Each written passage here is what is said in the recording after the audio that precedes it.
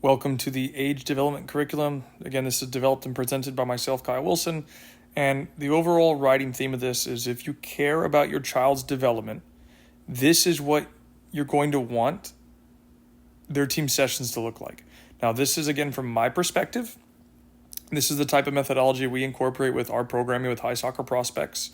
And again, this is all about trying to help you guys as parents make better decisions and hopefully execute and have a better understanding of what your child's team session should look like. And before I move forward, what you need to understand with this is when a coach takes over a team, there's two methods of coaching, in my opinion.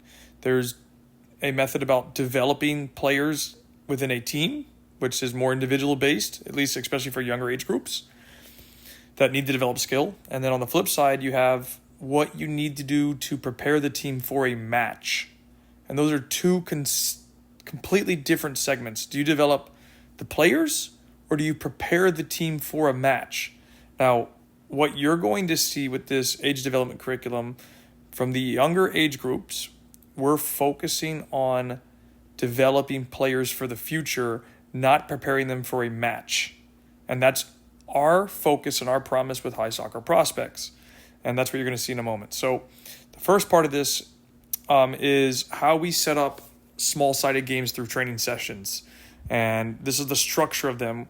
And we actually follow a lot the Croatian Football Federation model. And essentially, it's development over anything. And the first situation we're going to look at is when we need to solve a player surplus situation. So you can see this table here on the right. There are a few brackets to look at, developed and managed by yellow and green on the right here. And it's really simple. You can see you have the number of players, left column. Middle column is the type of game it is. And then the right side is the age group that it pertains to.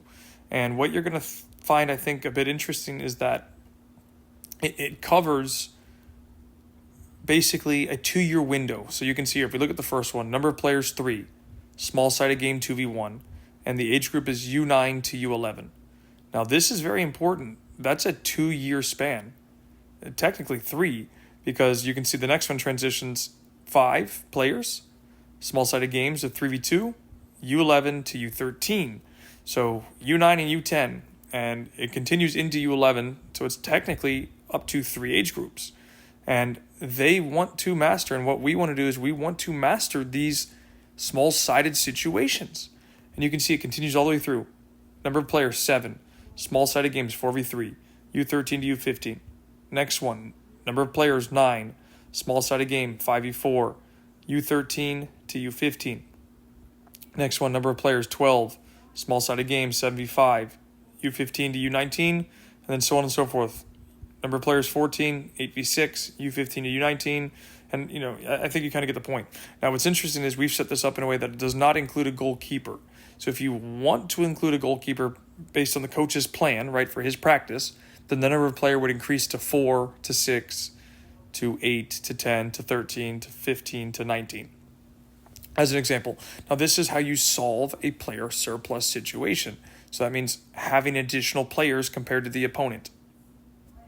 Right? It's how do you take advantage of an overload? That's essentially what the question comes down to. And that's what we focus on with our programming. So if we look at the second one, this is now possession, same type of principle, right?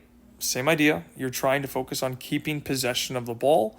You're going to see it's a numerical advantage. This one I'm not really going to read the table, but I will give you the first one. So again, if you look at the first one, U9 to U11, the age group, number of players is 3, and you have a 2v1 situation. So again, that is a 2 to 3 year window focused on individual development, or a very small, group perspective is what you could call it. And again, if you look at the bottom, there's a small note. The table shows the progression of small-sided games using possession in correlation with skill development and increasing number of players. This means an increase in complexity and solutions. And this is as they're getting older and they're developing skill, we will increase the number of players, and obviously that will make it more complex and provide additional solutions to solve problems. Now, remember, this is all about achieving mastery, and we're looking at this from a standpoint of we want to develop players in the future that can play Division I college or college in general and potentially the pro level. And the only way you can do that is by mastering these concepts. It's stepping stones. And that's, I think the best way to explain it here is you're moving up level by level. So like we're looking at the last one, creating a player surplus. This means that it's even numbers and you're trying to create, for example, a 2v1 or a 3v2. Now, they're going to be even number plays. So if you look at the brackets here, first one as the example again, it's a 3-year, or I should say up to a 3-year range. You start with 2 players in a 1v1 scenario. And again, if you look at the bottom, the table does not include a goalkeeper in the active situation. The choice is at the discretion of the coach and his session plan. So if you're, not going to goal, it's 1v1. If you are going to goal, you're going to need 3 players in a 1v1 scenario in the age groups of U9 to U11.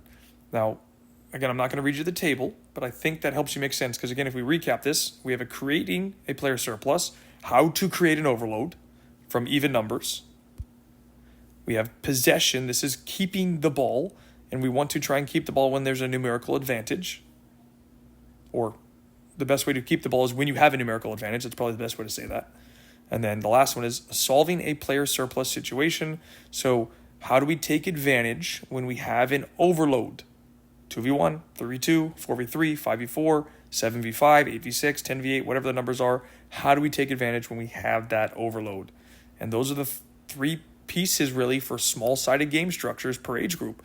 And you can see as the age group raises, so from U9 all the way through to U19, we're developing this over time. It's not take U9 and go straight to 10v8 or 7v7. It's developing the little pieces in the long run, and that is so important for me.